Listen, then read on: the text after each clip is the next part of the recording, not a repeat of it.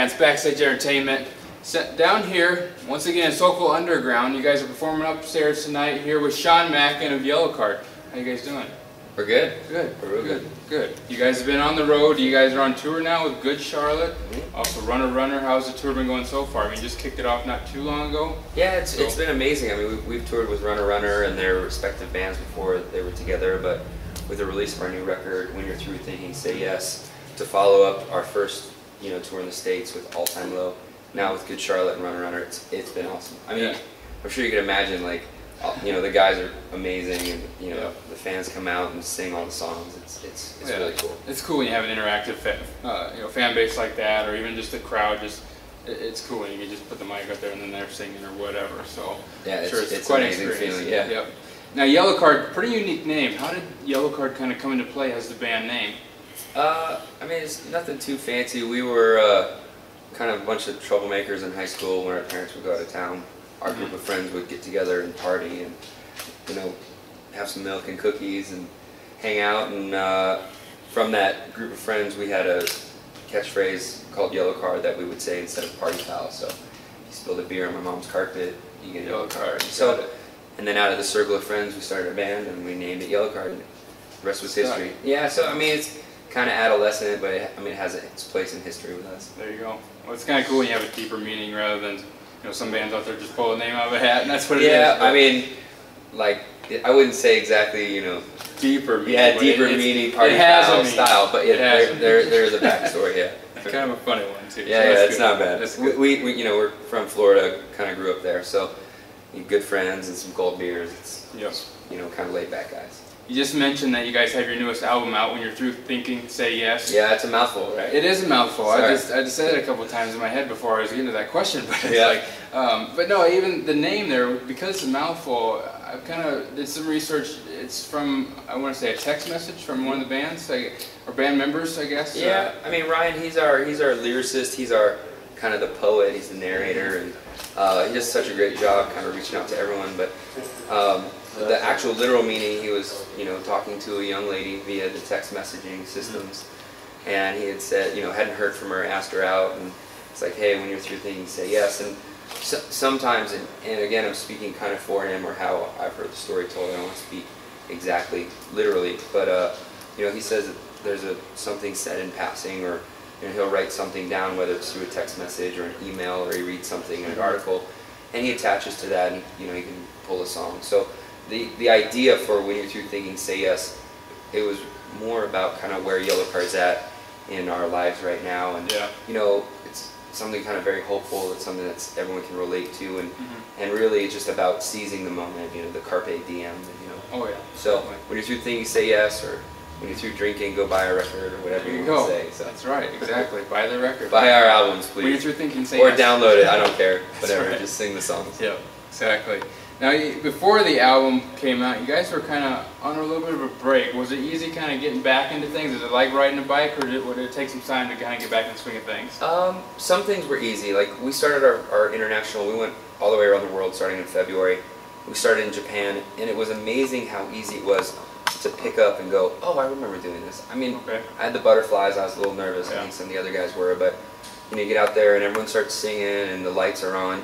We've done it for so many years now. That was pretty easy. The hard part was coming out of our respective lifestyles and our jobs and things like that, and starting the business side over and going, okay, how do you make a record in 2011 versus 2008 and 2005 or 2003? I mean, we were on a major record label, and they were great to us, and then of course the industry and the recession and everything came crumbling down. So we're like, had all these questions as a touring band and as a recording artist. How do we satisfy this, and how do we figure this out? And so those were the things that were really hard to kind of put back together, but it gave us a chance to write some songs and live a little bit of a different life, almost a normal life. When you're out on the road 300 days out of the year, you sacrifice a lot of things like family and friends and things like that, because you saw the bus out there, it's tin can, and we're all living on top of each other. So so when we got together, we had these songs that were written, and we wanted something that was kind of a tight package, and sort of the best of what we had come up with. And so we were emailing these ideas and flying back and forth to see, you know, everyone. That was really exciting, and I think you captured some of that excitement in the record when you're thinking Say Yes. So there were easier parts, you know, just bringing it back together. There were easy parts where it was riding a bike, and then there were a lot of things that were just totally different that we hadn't done before. We hadn't made a record in 3-4 years, so a lot of questions unanswered. And Hopeless Records has been great for us, and our management and booking agent, they're amazing. So, you know, with that team, we kind of kept it together. Yep. And you had mentioned that your lifestyles, you had to drop kind of what you were doing to kind of get back in the groove. Speaking of lifestyles and everything, with the music industry, if you guys can make it to the point, especially where even you guys are right now, your kind of hit album was Ocean Avenue. Right. And after that, I guess, with the music industry, how did your guys' lifestyles kind of change for the better after that?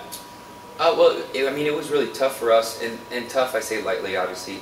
A lot of people are like, oh man, you were on TV and this and that, but you know, we were 21, 22 years old. No one really taught us how to grow up. So obviously when you grow up, you make a lot of mistakes, and you know, nobody's perfect, but to make those mistakes in the public eye, and where everyone's just kind of like, and we're starting the information age where it's the Facebook and MySpace, and now we have the Twitter and the Y-Frogs and the TwitPics and whatever it is, but like making those mistakes publicly, it's difficult to learn how to kind of bounce back from that. So that was the tough side of it. Obviously, having a record, you know, that people, you know, 1 million people bought, 1 million plus people, it's amazing. So we had started, you know, 4 years before touring, and we had never stopped touring, and I think that part just kind of got us a little crazy. And as things started to unwind with record labels going out of business and folding into others, and us not knowing what to do, and we really took a step back and we're like, okay, well, Yellowcard needs to be Yellowcard again. We don't need to rely on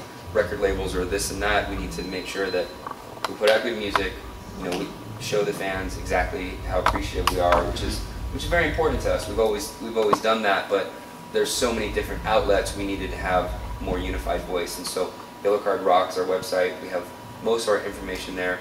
Ryan manages our Facebook page, which is a daunting task. Right. We have almost 1 million, you know, likes and, you know, whatever, friends, followers, Twitter, all the things. So it gets really confusing. So we wanted to have a more unified voice, and that's kind of what we're doing right now. And so anytime you get a message back from us on Facebook, or you email us at our website, yellowcardrock.com, we write back to you. It's not a record label. It's not a kid that's in a basement that, you know, makes tennis shoes, you know, and then he answers Yellowcard emails on the side. It's us. So, you know, we're very appreciative of our fans, and that's kind of where we're at right now. Well, that's how you can interact with them and really grow your fan base, is by interacting with them personally rather than having somebody else do it. Yeah, so, I mean, the idea is to grow eventually if that's in the cards, but you know, we're in a good spot right now. We just have a record out.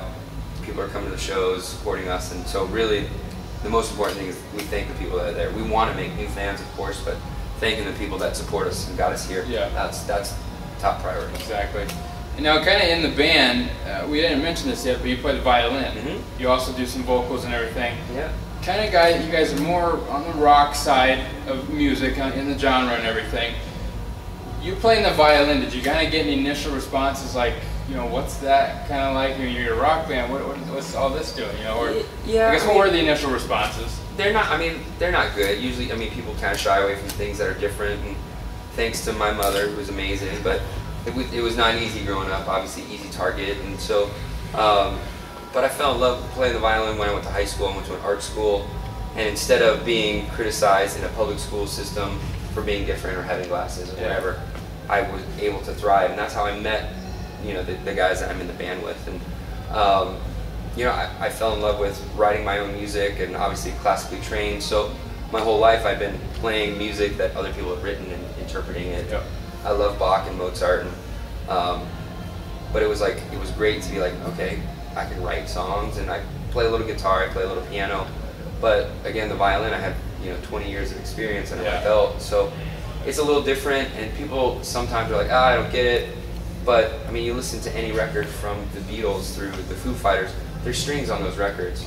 And so what I'm able to do is compose and be a songwriter for the band, but bring some of that emotion that you hear on a recording to a live setting.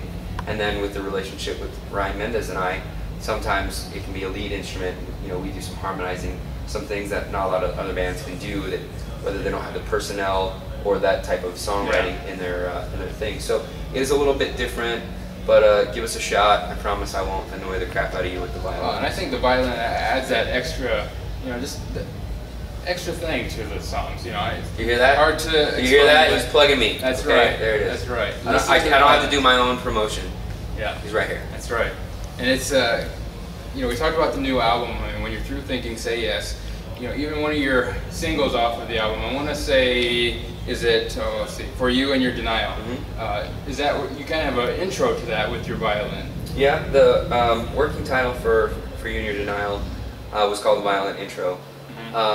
It was just kind of like a teaser. It wasn't like it's funny, we get used to featured songs being singles based on record labels and videos and things like that, but our real single from Hopeless was Hang You Up, but we wanted to give our fans something new and fresh, and it's like, hey, hang in there, the record's coming right around the corner. So it kind of has that vintage Yellowcard sound with like a new couple of flavors mixed in there. And Neil Amron, he did our record, he's done all of our records since 2003, and he's basically like a sixth member of the band. And he said, hey, so we're going to start this song with violin and it can't suck, so write something good. And I was like, okay.